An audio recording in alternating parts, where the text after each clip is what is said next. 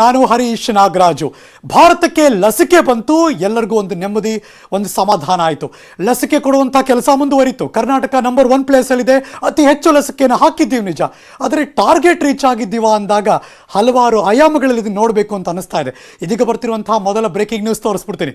Corona ಲಸಿಕೆ ಬಗ್ಗೆ ಯಾವುದೇ ಕಾರಣಕ್ಕೂ ಅಂಜಿಕೆ ಬೇಡ. ಲಸಿಕೆಯಿಂದ ಯಾವುದೇ ಸಮಸ್ಯೆ ಇಲ್ಲ, ಲಸಿಕೆಯಿಂದ ಅಡ್ಡ ಪರಿಣಾಮಗಳು ಆಗಲ್ಲ. ಈ ಕ್ಷಣ ಬರ್ತಿರೋ ಮೊದಲ ಬ್ರೇಕಿಂಗ್ ನ್ಯೂಸ್.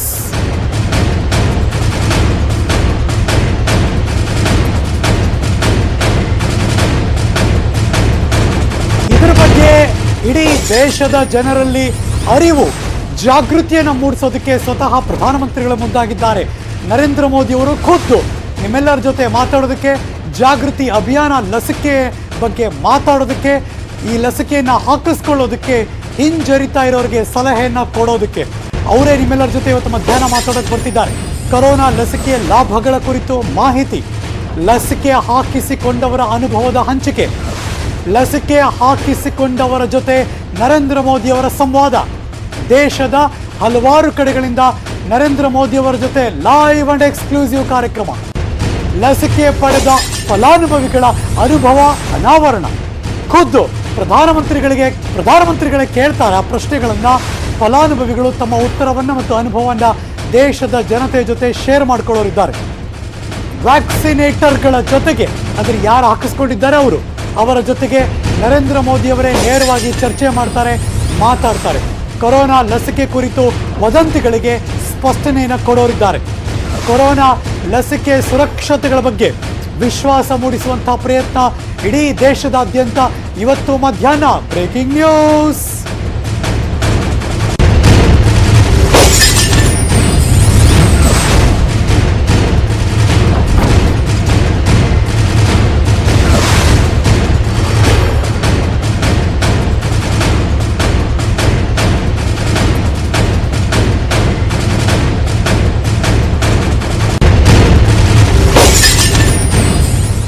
ಈ ಲಸಿಕೆ ಸಂಪೂರ್ಣವಾಗಿ ಸುರಕ್ಷಿತವಾಗಿದೆ, ಏನೂ ಪ್ರಾಬ್ಲಮ್ ಇಲ್ಲ. ಇಡೀ ದೇಶದ 130 ಕೋಟಿಗೂ ಹೆಚ್ಚಿರುವ ಜನಸಂಖ್ಯೆಗೆ ಇದ್ರ ಬಗ್ಗೆ ಅರಿವು ಮೂಡಿಸುವಂಥ ಪ್ರಯತ್ನ ಇವತ್ತು ಮಧ್ಯಾಹ್ನ ನಡೆಯುತ್ತೆ. ಇದೀಗ ಅದಕ್ಕೆ ಸಂಬಂಧಪಟ್ಟ ಹಾಗೆ ಮುಂದುವರೆದ ಒಂದು ಬ್ರೇಕಿಂಗ್ ನ್ಯೂಸ್ ತೋರಿಸ್ತಾ ಇದ್ದೀನಿ. ಸುರಕ್ಷತೆ ಬಗ್ಗೆ ವಿಶ್ವಾಸ ಮೂಡಿಸೋದಕ್ಕೆ ಯತ್ನಿಸ್ತಾ ಇದ್ದಾರೆ. ಸ್ವತಃ ಪ್ರಧಾನಿ ನರೇಂದ್ರ ಮೋದಿಯವರು ಇದಕ್ಕೆ ಮುನ್ನುಡಿ ಬರೀತಿದ್ದಾರೆ. ಕೊರೋನಾ ಲಸಿಕೆಯ ಬಗ್ಗೆ ದೇಶದ ಜನರಲ್ಲಿ ಒಂದು ಅಭಿಪ್ರಾಯ, ವಿಶ್ವಾಸವನ್ನು ಮೂಡಿಸೋದಕ್ಕೆ ಪ್ರಧಾನಮಂತ್ರಿ ನರೇಂದ್ರ ಮೋದಿಯವರು ಇವತ್ತು ಮಧ್ಯಾಹ್ನ ಚರ್ಚೆ, ಮಾತುಕತೆ ಎಲ್ಲವೂ ಕೂಡ. Breaking news number 2.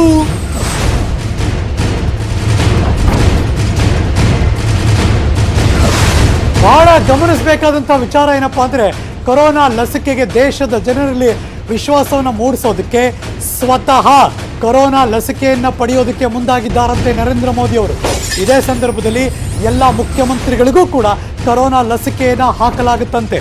50 ವರ್ಷ ಮೇಲ್ಪಟ್ಟ ನಾಯಕರಿಗೂ ಕೂಡ ಲಸಿಕೆ. ಲೋಕಸಭೆಯಲ್ಲಿ 50 ವರ್ಷ ಮೇಲ್ಪಟ್ಟ 343 ಸಂಸದರಿದ್ದಾರೆ. ಶೀಘ್ರದಲ್ಲೇ ಪ್ರಧಾನಿ ಲಸಿಕೆಯನ್ನು ಪಡ್ಕೊಳ್ತಾರೆ. ಆ ದಿನಾಂಕ ನಿಗದಿಯಾಗುತ್ತೆ. ರಾಜಕಾರಣಿಗಳಿಗೂ ಕೂಡ ಲಸಿಕೆ ದಿನಾಂಕವು ಶೀಘ್ರದಲ್ಲೇ ನಿಗದಿ ಆಗುತ್ತೆ. Breaking news. ಇದು ಬಹಳ ಗಮನ ಹರಿಸಬೇಕು. ಗುರಿ ಪೂರೈಕೆ ಆಗಿರೋದು 49%, ಇನ್ನೂ ಉಳ್ಕೊಂಡಿದೆ.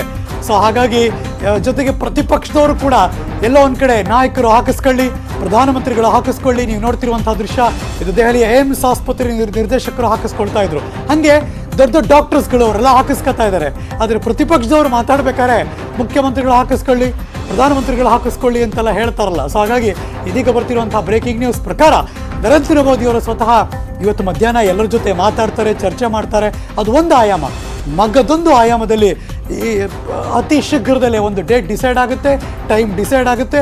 ಅವತ್ತು ಸ್ವತಃ ಪ್ರಧಾನಮಂತ್ರಿಗಳೇ ಈ ಕೋವ್ಯಾಕ್ಸಿನ್ ಅಥವಾ ಕೋವಿಶೀಲ್ಡ್ ಎರಡೂ ಲಸಿಕೆಗಳು ಭಾರತದಲ್ಲಿ ಹೊರಗೆ ಬಂದಿದೆ, ಆ ಲಸಿಕೆಯನ್ನು ಅವರೇ ಸ್ವತಃ ಪಡೆಯೋರಿದ್ದಾರೆ.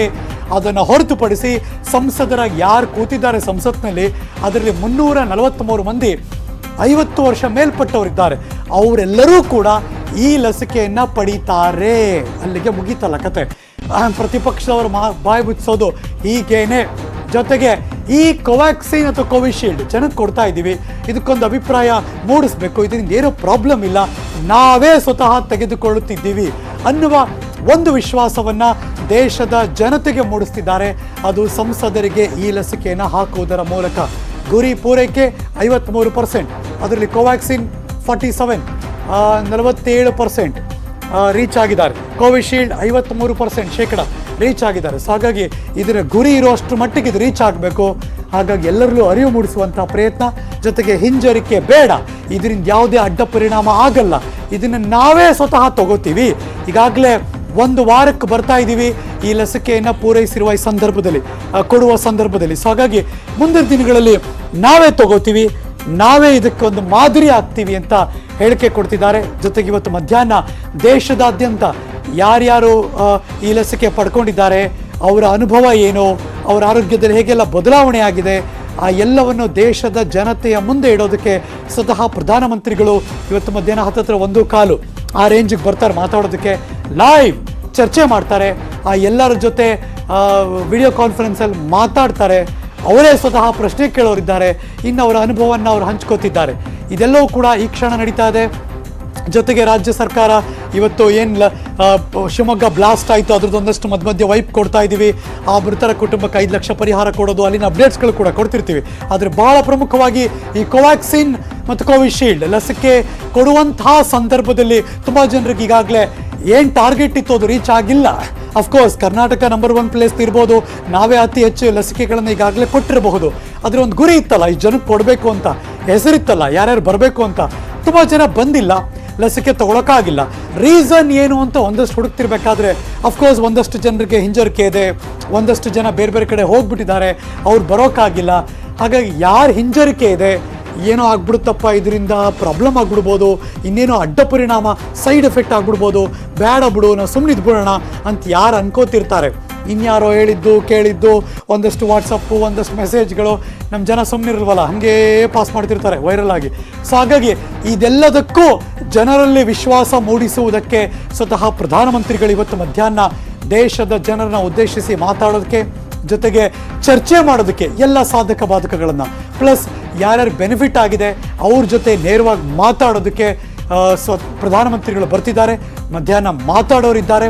ಇನ್ನು ರಾಜ್ಯವಾರು ಹೇಗೆಲ್ಲ ವ್ಯಾಕ್ಸಿನೇಷನ್ ಲೆಕ್ಕ ಇದೆ ಪರ್ಸೆಂಟೇಜ್ ವೈಸ್ ನಾವು ನಿಮಗೆ ತೋರಿಸ್ತಾ ಇದ್ದೀವಿ. 3.4 ಪಂಜಾಬ್ ಕಡೆ, ಹರಿಯಾಣ, ಪಂಜಾಬಲ್ಲಿ ಅಷ್ಟೊಂದು ಕಡಿಮೆನಾ, ಹರಿಯಾಣ 26%, ಇನ್ನು ಮಧ್ಯಪ್ರದೇಶ, ಇದೆಲ್ಲ ದೊಡ್ಡ ದೊಡ್ಡ ರಾಜ್ಯಗಳಪ್ಪ.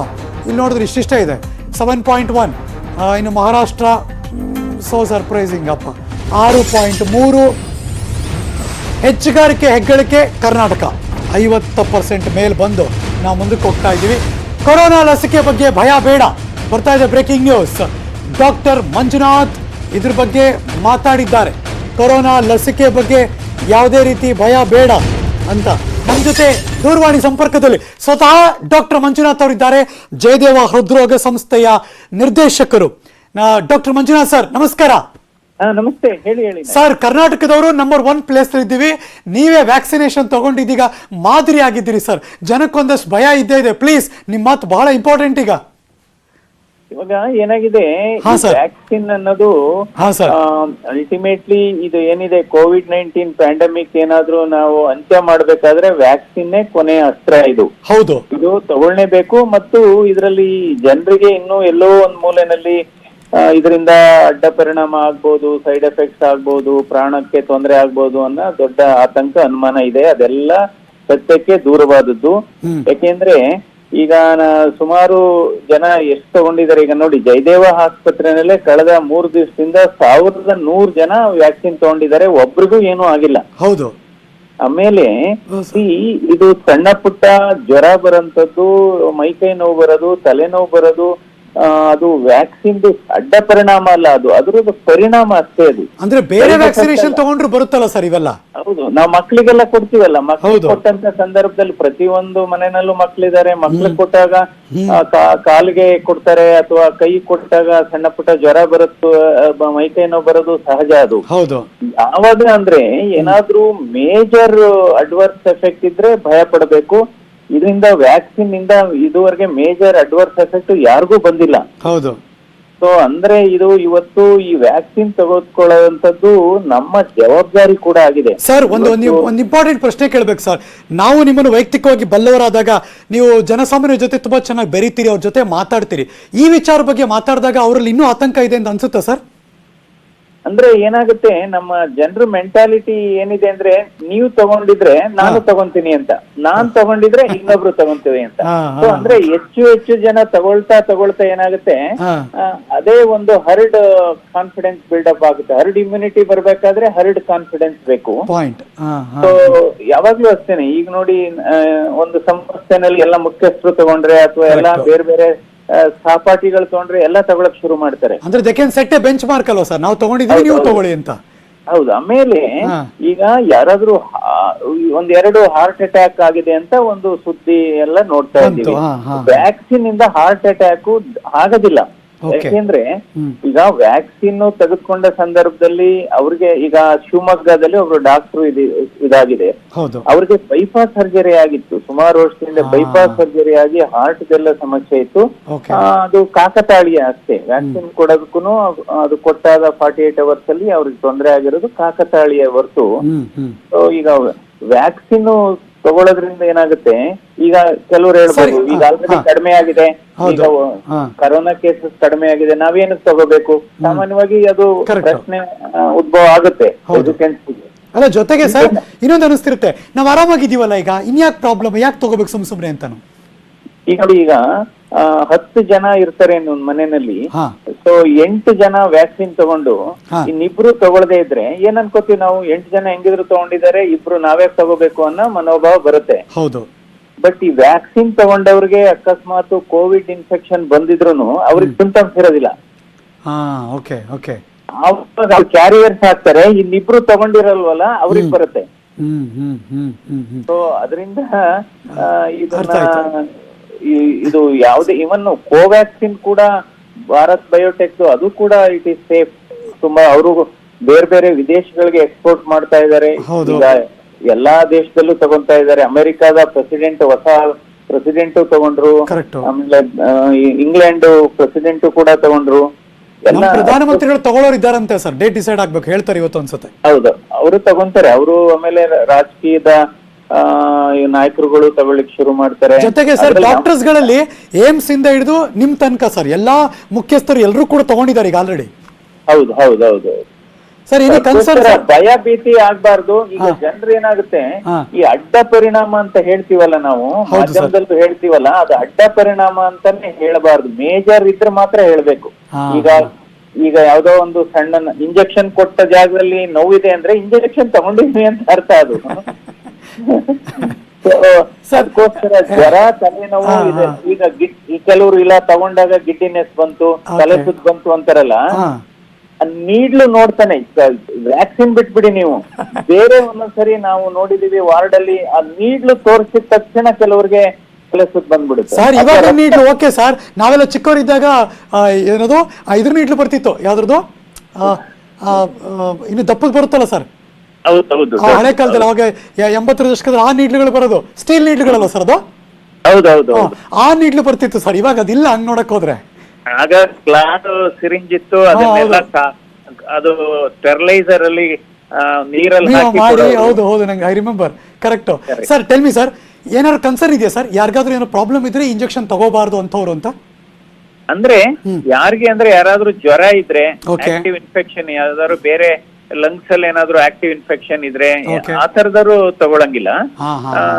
ಅಥವಾ ಯಾರಿಗಾದ್ರೂ ಈ ವ್ಯಾಕ್ಸಿನ್ ಅಲರ್ಜಿ ಇದ್ರೆ, ಅಂದ್ರೆ ಹಿಂದೆ ಯಾವ್ದಾದ್ರು ವ್ಯಾಕ್ಸಿನ್ ತಗೊಂಡಿರ್ತಾರೆ, ಯಾವ್ದು ಹೆಪಟೈಟಿಸ್ ವ್ಯಾಕ್ಸಿನ್ ಅಥವಾ ಯಾವ್ದಾದ್ರು ಮೀಸಲ್ಸ್ ವ್ಯಾಕ್ಸಿನ್, ಆ ತರ ವ್ಯಾಕ್ಸಿನ್ ಗೆ ಏನಾದ್ರು ಅಲರ್ಜಿ ಇದ್ರೆ ಗರ್ಭಿಣಿಯರು ತಗೊಳಂಗಿಲ್ಲ. ಯಾಕೆ ಟ್ರಯಲ್ ಅಲ್ಲಿ ಇನ್ನೂ ಆಗಿಲ್ಲ. ಮಕ್ಕಳು 18 years ಅಂಡ್ ಬಿಲೋ ತಗೊಳಂಗಿಲ್ಲ.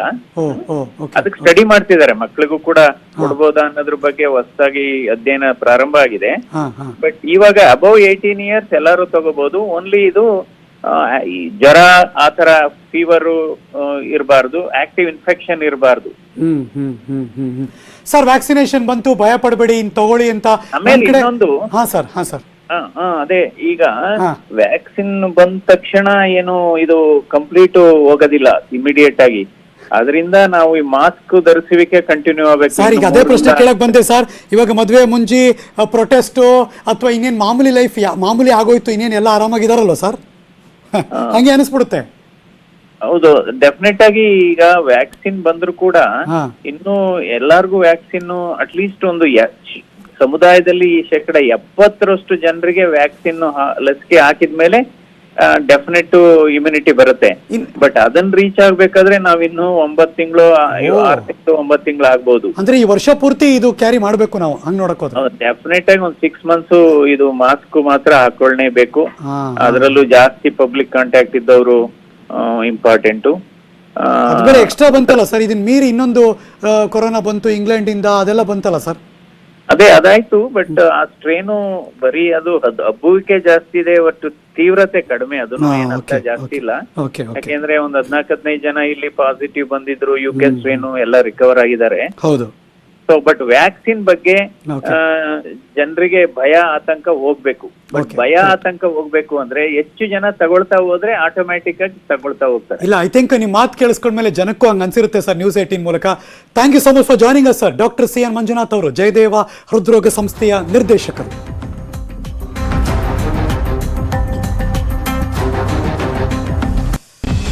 ನ್ಯೂಸ್ 18ನ ಒಂದು ಅದ್ಭುತವಾದ ಕಾರ್ಯಕ್ರಮ ಅಂದ್ರೆ ಅದು ಯಂಗ್ ಜೀನಿಯಸ್. ಭಾರತದ ಅತಿ ಕಿರಿಯ ಪಳೆಯುಳಿಕೆ ಶಾಸ್ತ್ರಜ್ಞೆ, ವಾಹ್ ಯಾರಿಕೆ ಅಂತ ನಿಮ್ಗೆ ಅನ್ಸುತ್ತಲ್ಲ. ಚೆನ್ನೈನಲ್ಲಿ ಒಂದು 13 ವರ್ಷದ ಬಾಲಕಿ ಅಶ್ವತ್ಥ ಅಂತ. ಈ ಬಾಲಕಿ ಸಾಧನೆ ಇದೇ ಶನಿವಾರ ರಾತ್ರಿ 8 ಗಂಟೆಗೆ ಬೈಜೂಸ್ ಯಂಗ್ ಜೀನಿಯಸ್ನಲ್ಲಿ ಪ್ರಸಾರ ಆಗುತ್ತೆ. ತಪ್ಪದೆ ನೋಡಿ. ಅದರ ಒಂದು ಸಣ್ಣ ಝಲಕ್ ಇಲ್ಲಿದೆ ನೋಡಿ. ಹಾಯ್, ನಾನು ಅಶ್ವತ್ಥ ಬಿಜ್ಜು. ನಾನು ಭಾರತದ ಯಂಗೆಸ್ಟ್ ಪ್ಯಾಲಿಯಂಟಾಲಜಿಸ್ಟ್ ಮತ್ತು 3 ಬೇರೆ ಬೇರೆ ಬೇಸನ್ಸ್ ನ ಸುಮಾರು 120 ಫಾಸಿಲ್ ಸ್ಪೆಸಿಮೆನ್ಸ್ ನ ಸಂಗ್ರಹಿಸಿದ್ದೇನೆ. ಇವಳು ಯಂಗ್ ಜೀನಿಯಸ್, ಕಲ್ಲು ಬಂಡೆಗಳಲ್ಲೂ ಜೀವಂತಿಕೆ ಕಾಣುವ ಜೀವದರ್ಶಿನಿ. ಇವಳು ಯಂಗ್ ಜೀನಿಯಸ್, 13 ವರ್ಷ ವಯಸ್ಸಿಗೆ ವಿಶ್ವವಿಜೇತೆ. ಭಾರತದ ಅತಿ ಕಿರಿಯ ಪ್ಯಾಲಿಯಂಟಾಲಜಿಸ್ಟ್ ಅಂದ್ರೆ ಪಳೆಯುಳಿಕೆ ಶಾಸ್ತ್ರಜ್ಞೆ. ನೆಟ್ವರ್ಕ್ 18ನ ಅದ್ಭುತ ಶೋನಲ್ಲಿ ಅಪ್ರತಿಮ ಪ್ರತಿಭೆ ಚೆನ್ನೈನ ಅಶ್ವತ್ಥ ಬಿಜು. ಈಕೆ 2020ರಲ್ಲಿ ಗ್ಲೋಬಲ್ ಚೈಲ್ಡ್ ಪ್ರಾಡಿಜಿ ಪ್ರಶಸ್ತಿ ಪಡೆದವಳು. ನಾರ್ಮಲ್ ರಾಕ್ ಮತ್ತು ಫಾಸಿಲ್ಸ್ ಗಳ ನಡುವೆ ಅಂತರ ಗುರುತಿಸಲು ಮತ್ತು ಪ್ರತ್ಯೇಕಿಸಲು ಪ್ಯಾಟರ್ನ್ಸ್ ನಮಗೆ ಸಹಾಯ ಮಾಡುತ್ತೆ.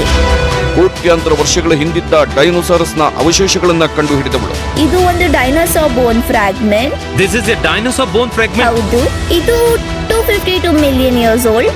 ಬರ್ತಿದ್ದಾಳೆ ಭಾರತದ ಪಳೆಯುಳಿಕೆ ಹುಡುಗಿ ಯಂಗ್ ಜೀನಿಯಸ್ ನಲ್ಲಿ. ಇದೇ 23ರಂದು ಶನಿವಾರ ರಾತ್ರಿ 8 ಗಂಟೆಗೆ ನಿಮ್ಮ ನ್ಯೂಸ್ 18 ಕನ್ನಡದಲ್ಲಿ. ಇವತ್ತು ಮಧ್ಯಾಹ್ನ 1:15 ಅಷ್ಟೊತ್ತಿಗೆ ದೇಶದ ಜನತೆ ಜೊತೆ ಮಾತಾಡೋದಕ್ಕೆ ಯಾರ್ಯಾರು ಲಸಿಕೆ ಹಾಕಿಸ್ಕೊಂಡಿದ್ದಾರೋ ಅವ್ರನ್ನ ದೇಶದಾದ್ಯಂತ ಮೂಲೆ ಮೂಲೆಗಳಿಂದ ಲೈವ್ ತಗೋತಾರೆ, ಅವ್ರ ಜೊತೆ ಚರ್ಚೆ ಮಾಡ್ತಾರೆ, ಮಾತಾಡ್ತಾರೆ. ಒಂದು ವಿಶ್ವಾಸ ಬೆಳಿಬೇಕು ಅಂತ ಈಗಾಗಲೇ ದೇಶದಾದ್ಯಂತ ಅಭಿಯಾನ ಶುರುವಾಯಿತು. ಇವತ್ತು ಕಳೆದ್ರೆ ಅದು 1 ವಾರ ಆಗುತ್ತೆ. ಬೇರೆ ಬೇರೆ ರಾಜ್ಯದಲ್ಲಿ ಹೇಗೆಲ್ಲ ಲಸಿಕೆ ಪೂರೈಕೆ ಆಗ್ತಾ ಇದೆ, ಜನ ಹೇಗೆ ತಗೊಂಡಿದ್ದಾರೆ, ಒಂದಷ್ಟು ಪರ್ಸೆಂಟೇಜ್ ಲೆಕ್ಕ ತೋರಿಸ್ತಾ ಇದ್ದೀವಿ. ಕೋವ್ಯಾಕ್ಸಿನ್, ಕೋವಿಶೀಲ್ಡ್, ಇದು ರಾಷ್ಟ್ರ ರಾಜಧಾನಿ ದೆಹಲಿ ಲೆಕ್ಕಾಚಾರ. ಗುರಿ ಪೂರೈಕೆ ಆಗಿರೋದು 49% ಮಾತ್ರ, ಇನ್ನೂ 51% ಬಾಕಿ ಇದೆ ಅಲ್ಲಿ. ಹಂಗೆ ನೋಡೋಕ್ಕೋದ್ರೆ ಕರ್ನಾಟಕ ದೇಶದ ಬೇರೆ ಬೇರೆ ರಾಜ್ಯಗಳಿಗೆ ಹೋಲಿಸ್ಕೊಂಡ್ರೆ ನಂಬರ್ 1 ನಾವೇ. ಇನ್ನು ಮುಂಬೈ, ಅದು ಕೂಡ 49%. ದೆಹಲಿ, ಮುಂಬೈ ಮಹಾನಗರದ ಒಂದಷ್ಟು ಲಿಸ್ಟ್ ತೋರಿಸ್ತಾ ಇದ್ದೀವಿ ನಾವು. ಮುಂಬೈನಲ್ಲಿ 49% ಈಗ ಪೂರೈಕೆ ಆಗಿದೆ. ಚೆನ್ನೈ, ಇವರು 50%. ಚೆನ್ನೈನಲ್ಲಿ ಕೋವ್ಯಾಕ್ಸಿನ್ ಮತ್ತು ಕೋವಿಶೀಲ್ಡ್ ಒಟ್ಟು ಲಸಿಕೆ 2687 ಜನರು ಕೊಟ್ಟಿದ್ದಾರೆ. 50% ಪೂರೈಕೆ ಆಗಿದೆ. ಪುಣೆ 53%, ಅಲ್ಲೇ ಲಸಿಕೆ ಉತ್ಪಾದನೆ ಆಗ್ತಿರೋದು ಈ ಕೋವಿಶೀಲ್ಡ್. ಅಲ್ಲಿ 53% ಗುರಿ ಪೂರೈಕೆಯನ್ನು ಮಾಡಿದ್ದಾರೆ. ಎಲ್ಲೂ 50-53 ಅದೇ ಪಾಟ್ನಾ 55%. ಪಾಟ್ನಾದಲ್ಲಿ ಪರವಾಗಿಲ್ಲ. ಪಾಟ್ನಾ ಕಡೆ 55% ಪೂರೈಕೆ ಆಗಿದೆ ಜನರಿಗೆ. ಅದು ಬಿಟ್ಟರೆ ಜೈಪುರ್ 53%. ಉತ್ತರ ಭಾರತದಲ್ಲಿ ಪರವಾಗಿಲ್ಲ, ಒಂದಷ್ಟು 50, 48, 53, 55 ಹಿಂಗೆಲ್ಲ ಇದೆ. ಜೈಪುರ್, ರಾಜಸ್ಥಾನ್ ಇದು 53%. ಅಲ್ಲಿ ತೋರಿಸ್ತಾ ಇದೆ ಲೆಕ್ಕಾಚಾರ. ದೆಹಲಿ 49, ಚೆನ್ನೈ 50%, ಮುಂಬೈ 49%. ಅದು ಬಿಟ್ಟರೆ ಬೇರೆ ಬೇರೆ ಕಡೆ ಎಲ್ಲ ಒಂದಷ್ಟು ಪರವಾಗಿಲ್ಲ, 53-55% ಅಂತ.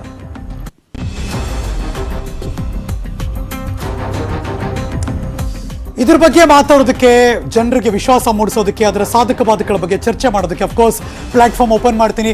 ತಜ್ಞರು ಬರ್ತಿದ್ದಾರೆ, ಲೈವ್ ಜಾಯಿನ್ ಆಗ್ತಿದ್ದಾರೆ. ಅದಕ್ಕೂ ಮುಂಚೆ ಹಿಮಾಲಯದ ಹಿಮನದಿಯಿಂದ ಹಿಡಿದು ಮೇಘಾಲಯದಲ್ಲಿ ಇರುವಂತಹ ಜಗತ್ತಿನ ಅತ್ಯಂತ ತೇವಾಂಶದ ಕಾಡಿನ ತನಕ, ಇನ್ನು ಅಸ್ಸಾಂನ ಬ್ರಹ್ಮಪುತ್ರ ನದಿಯಿಂದ ಹಿಡಿದು ಜಲಧಾರೆಗಳಿಂದ ರಾಜಸ್ಥಾನ್ ಹಾಗೂ ತಮಿಳುನಾಡಿನ ಅಂತರ್ಜಲ ತನಕ, ಲಡಾಖ್ನ ಹಿಮಾಮೃತ ಮರುಭೂಮಿಗಳಿಂದ ದಮನ್ನ ಉಪ್ಪು ಜವುಗು ಭೂಮಿ ತನಕ, ಭಾರತದ ಜಲ ವಾಸ್ತವಿಕತೆ ಹಾಗೂ ಜಲಕಂಟಕ, ಈ ದೇಶದ ವಿವಿಧತೆಯಷ್ಟೇ ವೈವಿಧ್ಯವಾಗಿದೆ.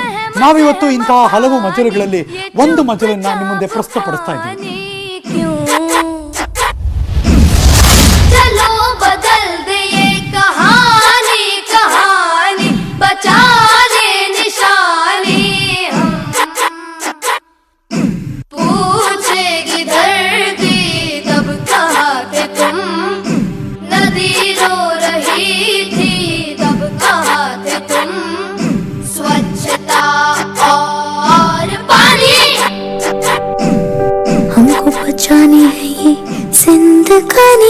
ಇವತ್ತು ಮಧ್ಯಾಹ್ನ ದೇಶದ ಎಲ್ಲ ಜನರನ್ನು ಉದ್ದೇಶಿಸಿ ಮಾತಾಡ್ತಾರೆ, ಜೊತೆಗೆ ಚರ್ಚೆ ಮಾಡೋರಿದ್ದಾರೆ. ತುಂಬ ಜನ ಇದಕ್ಕೆ ಹಿಂಜರಿಕೆ ಆಗ್ತಿದ್ದಾರೆ, ಅಥವಾ ಇಲ್ಲಿಂದೇನೋ ಅಡ್ಡ ಪರಿಣಾಮ ಆಗ್ಬಿಡುತ್ತೆ, ನಮಗೆ ಪ್ರಾಬ್ಲಮ್ ಆಗ್ಬಿಡುತ್ತೆ ಅಂತೇಳಿ ಯೋಚನೆ ಮಾಡ್ತಿರ್ತಾರೆ. ಈಗಾಗಲೇ ದೇಶದಾದ್ಯಂತ ಲಸಿಕೆ ಅಭಿಯಾನ ಶುರುವಾಯಿತು, 1 ವಾರ ಆಯಿತು. ನಾಳೆ ಶನಿವಾರಕ್ಕೆ ಬಂದರೆ, ಹಾಗಾಗಿ ಈ ಬೆಳವಣಿಗೆಯನ್ನು ಗಮನಿಸಿದ ಮೇಲೆ ನರೇಂದ್ರ ಮೋದಿಯವರೇ ಸ್ವತಃ ಒಂದು ಡೇಟ್ ಡಿಸೈಡ್ ಆಗುತ್ತಂತೆ, ಅವರೇ ಚುಚ್ಚುಮದ್ದು ತಗೋತಾರೆ. ಜೊತೆಗೆ ಸಂಸತ್ತಲ್ಲಿ ಕೂತಿರುವಂತಹ ಜನಪ್ರತಿನಿಧಿಗಳು ಯಾರಿದ್ದಾರೆ, 343 ಜನ 50 ವರ್ಷಕ್ಕೂ ಮೇಲ್ಪಟ್ಟವರಿದ್ದಾರೆ, ಅವರೆಲ್ಲರೂ ಕೂಡ ಚುಚ್ಚುಮದ್ದನ್ನು ತೆಗೆದುಕೊಳ್ತಾರೆ ಅಂತ ಸುದ್ದಿ ಕೂಡ ಇದೆ. ಇವತ್ತು ಅವರೇ ಅನೌನ್ಸ್ ಮಾಡ್ಬೋದೇನೋ ಗೊತ್ತಿಲ್ಲ ನಮಗೆ. ಬಟ್ ಈ ಲಸಿಕೆ ಪಡೆಯುವ ಸಂದರ್ಭದಲ್ಲಿ 55% ಮ್ಯಾಕ್ಸಿಮಮ್ ರಾಜ್ಯಗಳಿಗೆ ಕಂಪೇರ್ ಮಾಡಿದ್ರೆ, ಬೇರೆ ಬೇರೆ ರಾಜ್ಯದಲ್ಲ, ಕರ್ನಾಟಕ ಈ ಕ್ಷಣಕ್ಕೆ ನಂಬರ್ 1. ಅತಿ ಹೆಚ್ಚು ಲಸಿಕೆಯನ್ನು ಪಡೆದಿರೋರೆ ಕರ್ನಾಟಕದವರೇ. ಹಂಗೆ ನೋಡೋಕ್ಕೋದ್ರೆ ಬೇರೆ ಬೇರೆ ರಾಜ್ಯ ಅಲ್ಲಿ ಎಷ್ಟು % ಆಗಿದೆ ಅಂತ ಒಂದಷ್ಟು ಮಾಹಿತಿ ಕೊಡ್ತಾ ಇದ್ದೀವಿ ನಾವು. ಹರಿಯಾಣ 26%, ಮಧ್ಯಪ್ರದೇಶ 7.1%, ಸಿಟಿ ವೈಸಲ್ಲಿ ದೆಹಲಿ ಆಫ್ಕೋರ್ಸ್ ಕೇಂದ್ರಾಡಳಿತ ಪ್ರದೇಶ, ಸೊ ಹಾಗಾಗಿ ಅಲ್ಲೊಂದು 49%, ಮುಂಬೈ ಒಂದು 49% ಸಿಟಿ ವೈಸಲ್ಲಿ. ಚೆನ್ನೈ ಪರವಾಗಿಲ್ಲ 50% ದಾಟಿದ್ರು ಅವರು. ಇನ್ನು ರಾಜ್ಯವಾರು ಲೆಕ್ಕ ಹಾಕಿದಾಗ ಕರ್ನಾಟಕದಲ್ಲಿ ತುಂಬ ಹೈಯೆಸ್ಟ್ ಪರ್ಸೆಂಟೇಜು ಜಿಲ್ಲಾವಾರು ಅಂದರೆ ನಂಗೆ ನೆನಪಿರಂಗೆ ಅದು ಮಲ್ನಾಡೆ, ಚಿಕ್ಕಮಗಳೂರು ಭಾಗ ಹತ್ತತ್ರ ಒಂದು 75% ಇದ್ದಾರೆ ಆ ರೇಂಜಲ್ಲಿ ನಾನು ನೋಡ್ದಂಗೆ. ಅದು ಬಿಟ್ಟರೆ ಎಲ್ಲ ಕಡೆ ಪರವಾಗಿಲ್ಲ. ಈ ಧಾರವಾಡದ ಮಂದಿ ಯಾಕೋ ಕಡಿಮೆ ತಗೊಂಡಂಗಿದೆ ನಾನು ನೋಡಿರೋ ಲೆಕ್ಕಾಚಾರದಲ್ಲಿ, ಈ ಕ್ಷಣ ನೆನಪಿಸ್ಕೊಳ್ತಿರೋ ಹಾಗೆ. ಅದರ್ವೈಸ್ ಬೇರೆ ಕಡೆ ಎಲ್ಲ ಪರವಾಗಿಲ್ಲ, ಒಂದು 55, 40, 60, 65, 70 ಹಿಂಗೆಲ್ಲ ಇದ್ದಾರೆ ಬೇರೆ ಬೇರೆ ಕಡೆಯವರೆಲ್ಲ. ಹಾಗಾಗಿಯೇ ಕರ್ನಾಟಕದಲ್ಲಿ ಒಂದಷ್ಟು ಅತಿ ಹೆಚ್ಚು ಲಸಿಕೆ ಕೊಟ್ಟಿರುವ ರಾಜ್ಯದಲ್ಲಿ ಟಾಪ್ ಪೊಸಿಷನ್ಲಿ ಕರ್ನಾಟಕ ಇರೋಕ್ಕೆ ಸಾಧ್ಯ ಆಗಿರೋದೇ ಈ ಎಲ್ಲ ಭಾಗದ ಜನ ತೆಗೆದುಕೊಂಡಿದ್ದಾರೆ ಅಂತ. ಇದೀಗ ನನ್ನ ಜೊತೆ ಇಬ್ಬರು ಗೆಸ್ಟ್ಗಳು ಜಾಯಿನ್ ಆಗ್ತಾರೆ. ಅದರ ಮೊದಲಿಗೆ ನನ್ನ ಜೊತೆ ಈಗ ಲೈವ್ ಜಾಯಿನ್ ಆಗಿರೋರು ಕಮ್ಯುನಿಟಿ ಮೆಡಿಸಿನ್ನ HOD, head of the department, doctor Sunil Kumar ನೇರ ಸಂಪರ್ಕದಲ್ಲಿ ಜಾಯಿನ್ ಆಗಿದ್ದಾರೆ. ಡಾಕ್ಟ್ರೇ ನಮಸ್ಕಾರ. ತುಂಬ ದಿನ ಆಯಿತು, ಫೋನಲ್ಲಿ ಮಾತಾಡ್ತಿದ್ವಿ, ಈಗ ಲೈವ್ ನೋಡೋಕೆ ಸಿಕ್ಕಿದ್ದೀರಾ. ಹೋಪ್ ಆಲ್ ಈಸ್ ವೆಲ್ ನಿಮ್ಮ ಕಡೆಯಿಂದ ಅಂತ. ಫಸ್ಟ್ ರಿಯಾಕ್ಷನ್ ನಿಮ್ಮನ್ನು ಪಡ್ಕೋಬೇಕು ನಾನು. ವ್ಯಾಕ್ಸಿನ್ ಬಂದಾಯಿತು, 1 ವಾರ ಆಯಿತು, ನೀವು ಅನಲೈಸ್ ಮಾಡಿರೋ ಹಾಗೆ ಸ್ಥಿತಿಗತಿ ಹೇಗಿದೆ, ಜನರ ಮೆಂಟಾಲಿಟಿ ಹೇಗಿದೆ ಅಂತ ನಿಮ್ಗೆ ಅನ್ಸುತ್ತೆ? Opening remarks please, go head. Harish ಅವರೇ ನಮಸ್ಕಾರ, ಎಲ್ಲರಿಗೂ ನಮಸ್ಕಾರ. ಈಗ ವ್ಯಾಕ್ಸಿನ್ ಬಂದಾಯ್ತು, ಹಲವಾರು ಕಡೆಗಳ ಆಲ್ರೆಡಿ ಈಗ ವ್ಯಾಕ್ಸಿನ್ ಎಲ್ಲ ಕೊಡಕ್ ಶುರು ಮಾಡಿದ್ದಾರೆ. ಹೌದು, ಬರೀ ಗವರ್ಮೆಂಟ್ ಹಾಸ್ಪಿಟಲ್ಸ್ ಅಲ್ಲ, ಪ್ರೈವೇಟ್ ಹಾಸ್ಪಿಟಲ್ ಕೂಡ ಇನ್ವಾಲ್ವ್ಮೆಂಟ್ ಇದೆ, ಬರ್ತಾ ಇದೆ. ಬಟ್ ಏನ್ ನೋಡ್ತಾ ಹೋದಾಗ ಆಲ್ ಓವರ್ ಇಂಡಿಯಾ ಟ್ರೆಂಡ್ ನೋಡ್ತಾ ಹೋದಾಗ ಕರ್ನಾಟಕ ಟಾಪ್ ಅಲ್ಲಿ ಇದೆ, ನಂಬರ್ 1 ಅಲ್ಲಿ ಇದೆ. ಬಟ್ ಸ್ಟಿಲ್ ಆ ನಂಬರ್ಸ್ ಏನಿದೆ ನಾವು ಇನ್ನೂ ಸ್ವಲ್ಪ ಜಾಸ್ತಿ ಆಗ್ಬೇಕು ಅಂತ ಎಕ್ಸ್ಪೆಕ್ಟ್ ಮಾಡ್ತೀವಿ. And it is a quite expected phenomenon. ಯಾವ್ದೇ ಒಂದು ಹೊಸ ವ್ಯಾಕ್ಸಿನ್ ಬಂದಾಗ ಅದನ್ನ ತಗೊಂಡ್ಲಿಕ್ಕೆ ಜನಗಳಲ್ಲಿ ವ್ಯಾಕ್ಸಿನ್ ಹೆಸಿಟೆನ್ಸಿ ಅಂತ ಇರುತ್ತೆ. ಸೊ ಆ ತರ ಇರೋದ್ರಿಂದ what ever we are doing, we are going ahead ಅಂತ ಅನ್ಸುತ್ತೆ. ಬಟ್ ಇನಿಷಿಯಲ್ ಅಲ್ಲಿ ಸಾಫ್ಟ್ವೇರ್ ಇಶ್ಯೂಸ್ ಇತ್ತು, ಮೆಸೇಜಸ್ ಬರ್ತಾ ಇರಲಿಲ್ಲ. ಈಗ ಅದನ್ನೆಲ್ಲ ಸರ್ಕಾರದ ಕಡೆಯಿಂದ ರೆಡಿ ಆಗಿದೆ, ಕೋಚಿಂಗ್ ಸಿಸ್ಟಮ್ಸ್ ಎಲ್ಲ ಪ್ರಾಪರ್ ಆಗಿದೆ, ಎಲ್ಲ ಕಡೆ ಡಿಸ್ಟ್ರಿಬ್ಯೂಷನ್ ಆಗಿದೆ, ಟ್ರೈನಿಂಗ್ ಆಗಿದೆ.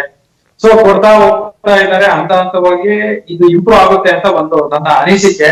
ಅದ್ರ ಮಧ್ಯೆ ಏನಾಗುತ್ತೆ ಅಂದ್ರೆ, ಯಾವ್ದೋ ಒಂದು ಪ್ರದೇಶದಲ್ಲಿ, ಯಾವ್ದೋ ಒಂದು ದೇಶದಲ್ಲಿ, ಯಾವ್ದೋ ಒಂದು ಪ್ರಾಂತ್ಯದಲ್ಲಿ ಒಂದು ಸೀರಿಯಸ್ ಸೈಡ್ ಎಫೆಕ್ಟ್ಸ್ ಆಗಿದೆ ಅಂತ ಬರ್ತಾ ಇದೆ. ಬಟ್ ಅದು ನೋಡಿದ್ರೆ ಅದೆಲ್ಲ ಎಲ್ಲೂ ಕೂಡ ಅಥೆಂಟಿಸಿಟಿ ಇಲ್ಲ, ಯಾರೋ ಒಬ್ರಿಗೆ ಆಗಿದೆ ಯಾಕಾಗಿದೆ ಅಂತ. ಎಲ್ಲೂ ಆಗಿತ್ತು ಡಾಕ್ಟ್ರೆ, ತುಮಕೂರಲ್ಲೇ ಯಾರೋ ಒಬ್ರಿಗೆ ಆಗಿತ್ತು, ಇಲ್ಲ ಅಂತಲ್ಲ. ಬಟ್ ಆದ್ರೆ ಅವ್ರಿಗೆ ಸಿವಿಯರ್ ಆಗಿ ಹೃದಯದಲ್ಲಿ ಏನೋ ಒಂದು ಸಮಸ್ಯೆ ಇತ್ತು, ಕಾಯಿಲೆ ಇತ್ತು, ಹಂಗಾಗಿ ಒಂಚೂರು ರಿಯಾಕ್ಷನ್ ಆಗಿತ್ತು. ನಾಟ್ ಬಿಕಾಸ್ ಆಫ್ ಇದರಿಂದ ಆಗಿದೆ ಅಂತಾನು ಏನು ಪ್ರೂವ್ ಆಗಿಲ್ಲ ಅದು. ಖಂಡಿತ ಹರೀಶ್ ಅವ್ರ, ಅದೇ ಬಳ್ಳಾರಿಯಲ್ಲಿ ಕೂಡ ಇದೆ ಒಂದು ಘಟನೆ ಹೇಳಿದ್ರು. ಆಮೇಲೆ ನೋಡ್ತಾ ಹೋದಾಗ ಇಲ್ಲ ಅದು ಆಕ್ಚುಲಿ ಇದು ವ್ಯಾಕ್ಸಿನ್ ಇಂದ ಅಲ್ಲ, it was because of something else ಅಂತ ಆಮೇಲೆ ಪ್ರೂವ್ ಆಯ್ತು. ಸೊ ಆದ್ರಿಂದ ನಾವು ಜನಗಳಲ್ಲಿ ಏನ್ ಹೇಳೋದಪ್ಪ ಅಂದ್ರೆ ಎಲ್ಲರೂ ಮುಂದೆ ಬಂದು ವ್ಯಾಕ್ಸಿನ್ ತಗೋಬೇಕಾಗುತ್ತೆ. ಇವತ್ ಮಧ್ಯಾಹ್ನ 2 ಗಂಟೆಗೆ ನಂದು ಕೂಡ ಸ್ಲಾಟ್ ಇದೆ, ನಾನು ಕೂಡ ವ್ಯಾಕ್ಸಿನೇಷನ್ ಹಾಕ್ಸ್ಕೊಂತ ಇದ್ದೀನಿ. ಆಮೇಲೆ ಹೌದು, ನಮ್ಮ ಹಾಸ್ಪಿಟಲ್ ಈಗ ಆಕಾಶ ಆಸ್ಪತ್ರೆಯಲ್ಲಿ ನಡೀತಾ ಇದೆ. ಚಾರಿಟಿ ಸ್ಟಾರ್ಟ್ಸ್ ಫ್ರಮ್ ಹೋಮ್ ಅಂತಾರಲ್ಲ, ಹಂಗೆ ನಾವ್ ಯಾರಿಗಾದ್ರೂ ಇನ್ನೊಬ್ರಿಗೆ ಹೇಳ್ಬೇಕು ಅಂದ್ರೆ ನಮ್ಮ ಮನೇಲಿ ನಾವು ಶುರು ಮಾಡ್ಬೇಕು ಅಂತ. ಹೌದು ಹೌದು, ಖಂಡಿತವಾಗ್ಲು ನಾನು ಇವತ್ತು ಮಧ್ಯಾಹ್ನ 2 ಗಂಟೆಗೆ ಹಾಕ್ಸ್ಕೊಂತ ಇದ್ದೀನಿ. ಹಾಕ್ಸ್ಕೊಂಡ್ಮೇಲೆ ತಮಗೂ ಆ ಪಿಕ್ಚರ್ ನ ಕಳಿಸ್ಕೊಡ್ತೀನಿ ಹರೀಶ್ ಅವರೇ.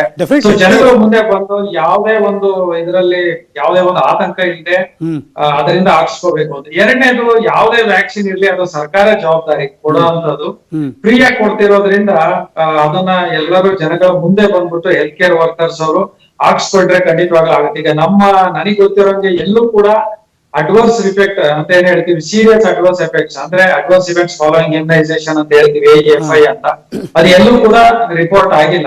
ಮೈನರ್ ಸೈಡ್ ಎಫೆಕ್ಟ್ಸ್ ಇದೆ, ಕೆಲವರಿಗೆ ಜ್ವರ ಬರುತ್ತೆ, ಕೆಲವರಿಗೆ ಮಯಾಲ್ಜಿಯಾ ಅಂತೀವಿ, ಅಂದ್ರೆ ಮೈಕೈ ಸುಸ್ತಾಗುತ್ತೆ, ಬಾಡಿ ಏಕ್ ಅಂತ ಹೇಳ್ತೀವಿ. ಸೊ ಈ ತರ ಕೆಲವು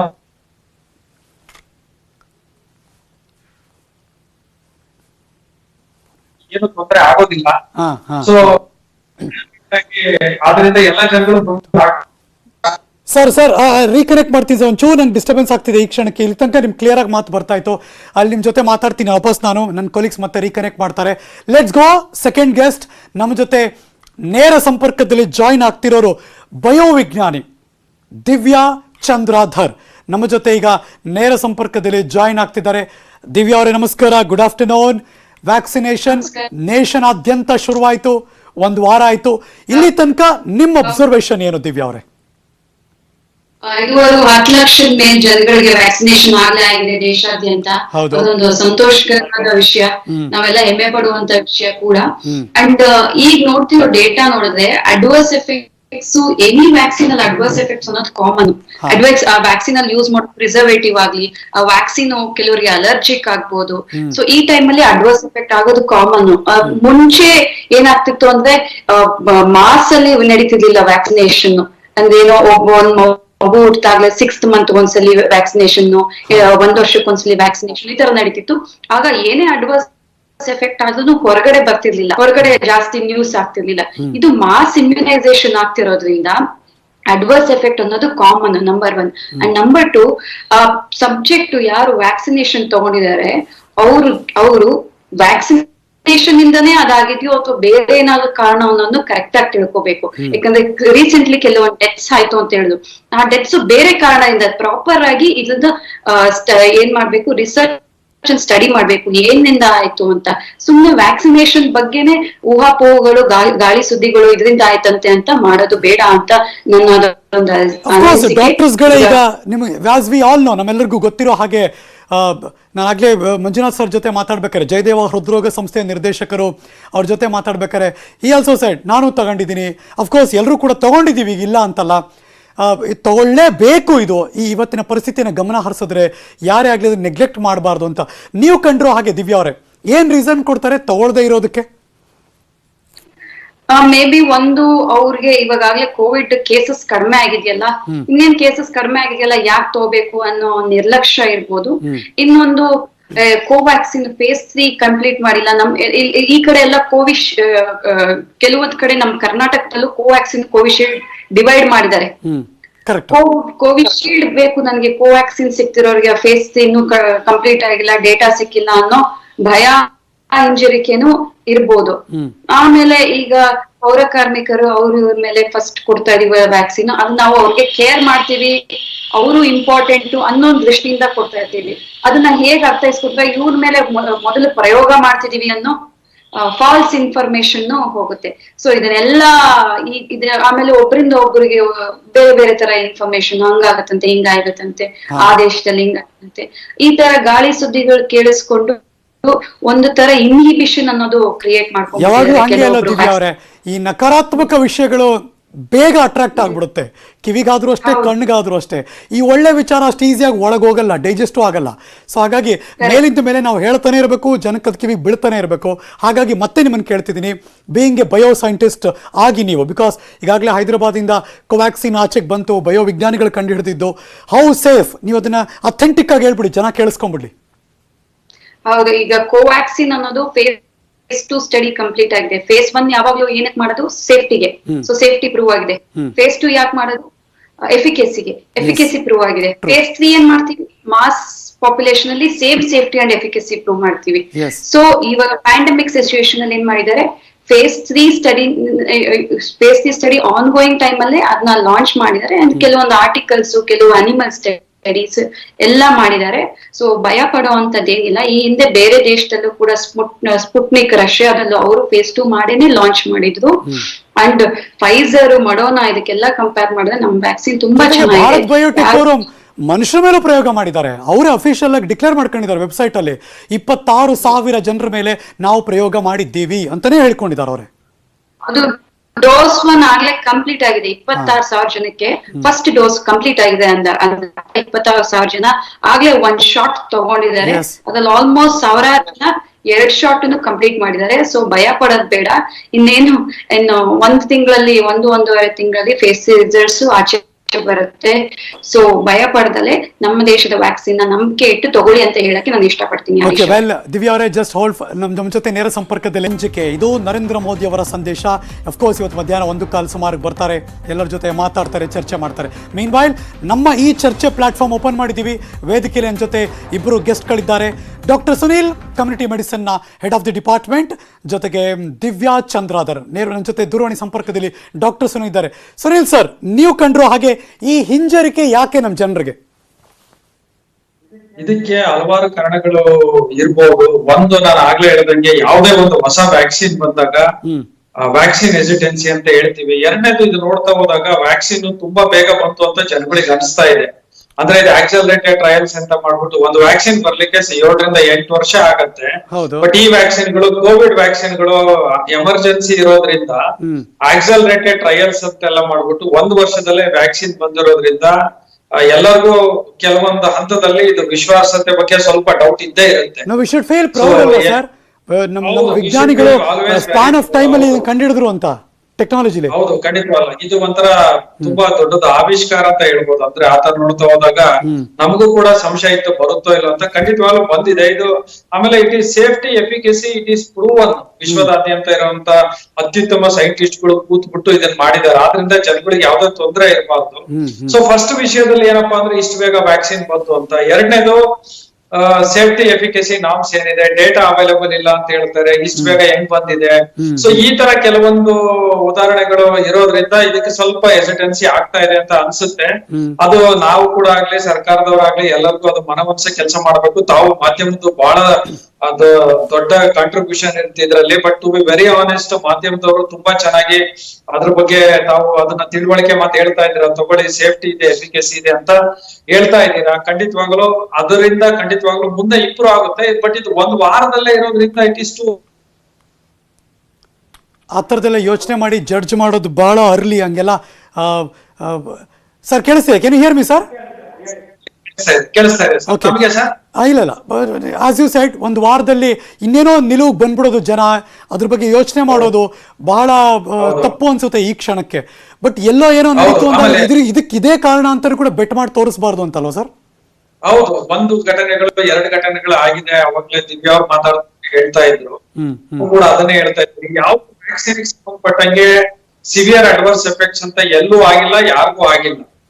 ಸೊ ತಗೊಂಡವರು ಯಾರೇ ಇರ್ಬೋದು, ಎಲ್ಲೇ ಇರ್ಬೋದು, ಇದರಲ್ಲಿ ಸೆಲೆಬ್ರಿಟೀಸ್ ಇರ್ಬೋದು, ಯಾರು ತಗೊಂಡಿದ್ದಾರೆ, ಸಾಮಾನ್ಯ ಜನರು, ಎಲ್ಲರಿಗೂ ಕೂಡ ಇದರಲ್ಲಿದೆ. ಆಮೇಲೆ ಎರಡನೇದು, ಜನಗಳಲ್ಲಿ ಕೆಲವೊಂದು ವಿಷಯದಲ್ಲಿ ಇನ್ ಬಿಟ್ವೀನ್ ಒಂದ್ ಕನ್ಫ್ಯೂಷನ್ ಆಯ್ತು.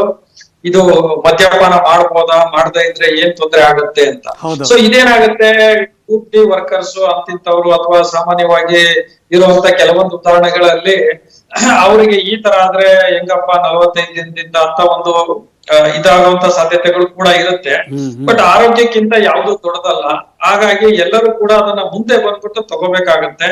ಸೊ ಖಂಡಿತವಾಗ್ಲೂ ಮುಂದಿನ ಹಂತದಲ್ಲಿ ಇದು ಒಂದು ಏನಿದೆ ಇಂಪ್ರೂವ್ ಆಗುತ್ತೆ ಅಂತ ನನಗೆ ಅನ್ಸುತ್ತೆ. It is A very good vaccine.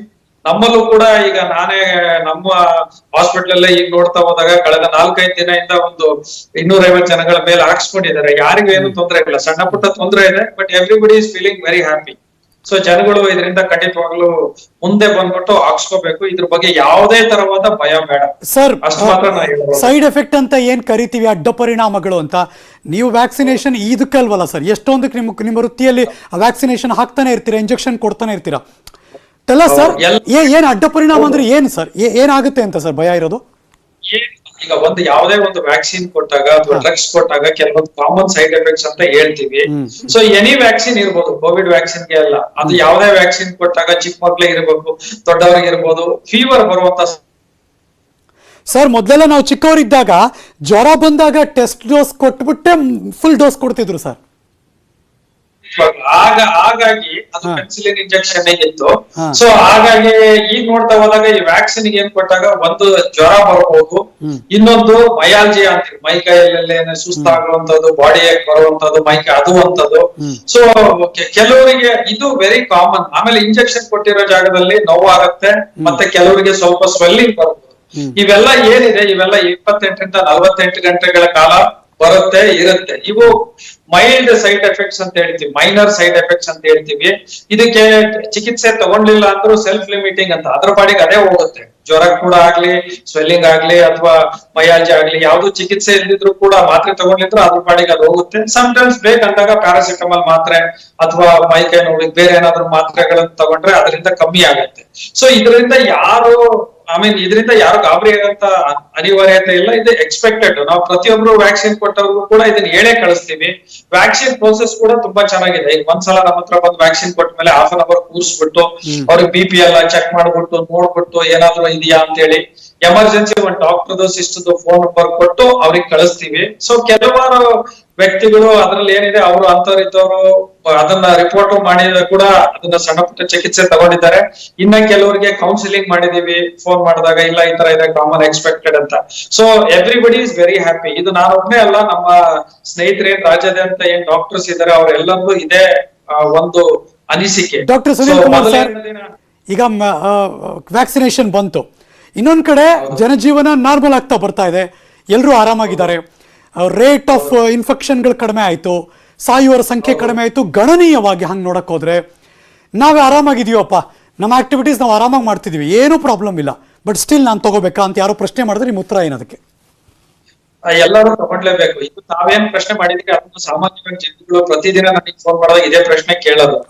ನನಗೆ ಬಂದಿಲ್ಲ, ಮುಂದೆ ಬರೋದು ಚಾನ್ಸಸ್ ತುಂಬಾ ಕಮ್ಮಿ ಇದೆ, ನಾನು ಯಾಕೆ ತಗೋಬೇಕು? ಸೊ ಮುಂದೆ ಬರುವಂತ ಚಾನ್ಸಸ್ ಖಂಡಿತವಾಗ್ಲೂ ಗೊತ್ತಾಗಕ್ ಆಗಲ್ಲ ಈ ತರ ಏನಿದೆ ಏನು ಅಂತ.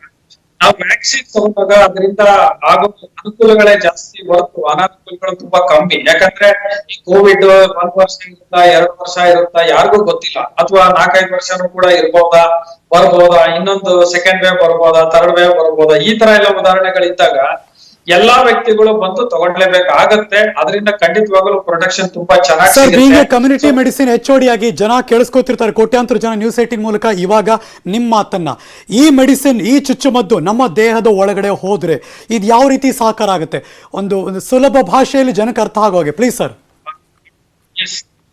ಫಸ್ಟ್ ಡೋಸ್ ಅಂತ ನಾವೇನ್ ವ್ಯಾಕ್ಸಿನ್ ಕೊಡ್ತೀವಿ, ವ್ಯಾಕ್ಸಿನ್ ಕೊಟ್ಟ ಮೇಲೆ ಅದರಲ್ಲಿ ನಮ್ಗೆ ಇಮ್ಯುನಿಟಿ ಲೆವೆಲ್ ಅಂತ ಏನೇನಿದೆ ಅದು ಒಂದು 4-5 ದಿನಗಳ ನಂತರ ಬಾಡಿಲಿ ಆಂಟಿಬಾಡೀಸ್ ಉತ್ಪತ್ತಿಯಾಗಿ ಇಮ್ಯುನಿಟಿ ಲೆವೆಲ್ ಸಿಗ್ತಾ ಹೋಗುತ್ತೆ.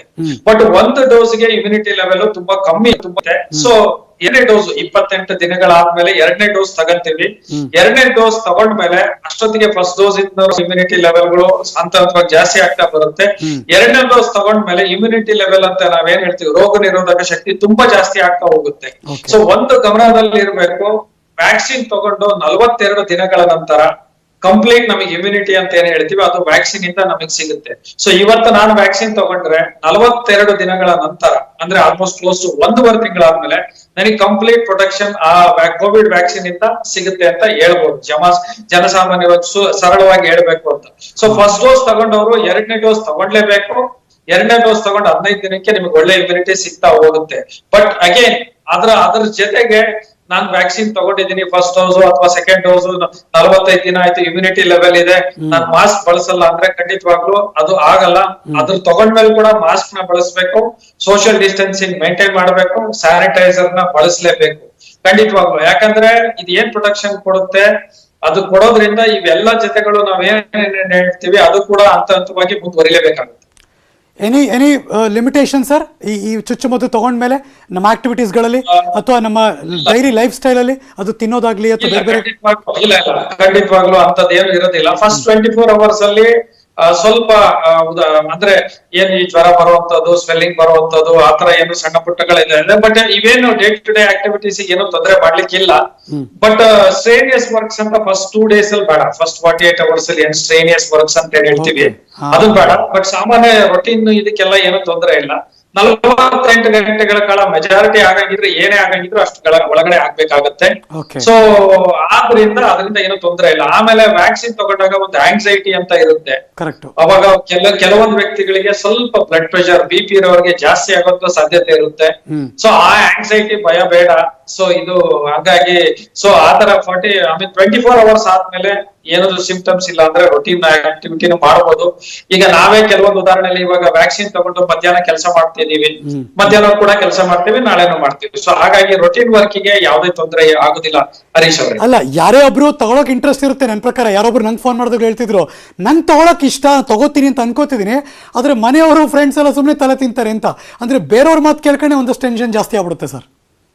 ಹೌದು, ಇದು ಇನ್ನೊಂದು ಇಂಪಾರ್ಟೆಂಟ್ ವಿಷಯ. ಈಗ ಮೆಡಿಕಲ್ ಸ್ಟೂಡೆಂಟ್ ಇರ್ಬೋದು, ನರ್ಸಿಂಗ್ ಸ್ಟೂಡೆಂಟ್ಸ್ ಇರ್ಬೋದು, ಅಥವಾ ಕೆಲವೊಂದು ವಿಷಯಗಳಲ್ಲಿ ಇರ್ಬೋದು, ಎಲ್ಲಾ ಕಡೆ ಏನಾಗ್ತಾ ಇದೆ ಅಂದ್ರೆ ಅವ್ರ ಸ್ಟೂಡೆಂಟ್ಸ್ ಗಳಿಗೆ ಕೇಳಿದಾಗ ಅವ್ರ ಪೇರೆಂಟ್ಸ್ ಕನ್ಸೆಂಟ್ ಕೇಳ್ತಾ ಇದ್ದಾರೆ.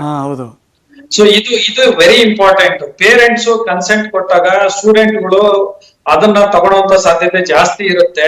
ಆದ್ರಿಂದ ಜನಗಳಿಗೆ ಅರ್ಥ ಮಾಡ್ಕೋಬೇಕು, medical student, nursing, pharmacy, BPT, physiotherapy ಅಥವಾ ಏನೇನ್ ಸ್ಟೂಡೆಂಟ್ಸ್ ಇದ್ದಾರೆ ಅವರೆಲ್ಲರಿಗೂ ಕೂಡ ಪೇರೆಂಟ್ಸ್ ಗಳು ಕೂಡ ಇದು ಅವರಿಗೆ ಕನ್ಸೆಂಟ್ ಕೊಡ್ಬೇಕಾಗತ್ತೆ, ಒಪ್ಪಿಗೆ ಕೊಡ್ಬೇಕಾಗತ್ತೆ. ಸೊ ಯಾಕಂದ್ರೆ ಅವ್ರಿಗೆ ಕೊಡ್ಲಿಲ್ಲ ಅಂದ್ರೆ ಅವರು ನಾಳೆ ದಿನ ಪೇಷಂಟ್ ಜೊತೆ ಮತ್ತೆ ಕೆಲಸ ಮಾಡುವಂತ ಸಾಧ್ಯತೆ ಇರೋದ್ರಿಂದ ಅಥವಾ ಹಾಸ್ಪಿಟಲ್ ಕೆಲಸ ಮಾಡೋದ್ರಿಂದ they are at more risk. ಅದಕ್ಕೆ ಸರ್ಕಾರ ಅವ್ರಿಗೆ ಕೊಡ್ತಾ ಇದೆ. ಹಾಗಾಗಿ ಅವರು ಕೂಡ ಕನ್ಸೆಂಟ್ ಕೊಡ್ಬೇಕು. ಅದು ಕೂಡ ಒನ್ ಆಫ್ ದ ರೀಸನ್ಸ್. ನೀವು ಆಗ್ಲೇ ಕೇಳಿದ್ರಲ್ಲ, ವ್ಯಾಕ್ಸಿನೇಷನ್ ಸಂಖ್ಯೆ ಕಮ್ಮಿ ಇದೆ ಅಂತ. ಕೆಲವೊಂದು ಕಾಲೇಜ್ಗಳಲ್ಲಿ ಆತರ ಆಗ್ತಾ ಇದೆ, ಕೆಲವೊಂದು ಕಡೆಗಳಲ್ಲಿ ಆಗ್ತಾ ಇದೆ. Well sir, doctor Sunil Kumar sir, ಒಂದಷ್ಟು ವ್ಯಾಲ್ಯೂಡ್ ಪಾಯಿಂಟ್ಸ್ಗಳನ್ನ ಮೆನ್ಷನ್ ಮಾಡಿದ್ರಿ ನೀವು. ಜನಕ್ಕೂ ಅದು ಅರ್ಥ ಆಗಿದೆ ಅಂತ ನಾನಂತೂ ಭಾವಿಸ್ತೇನೆ. Thank you so much for joining us. ಇವತ್ತಿನ ಈ ವೇದಿಕೆಯಲ್ಲಿ ಬಂದು ನ್ಯೂಸ್ 18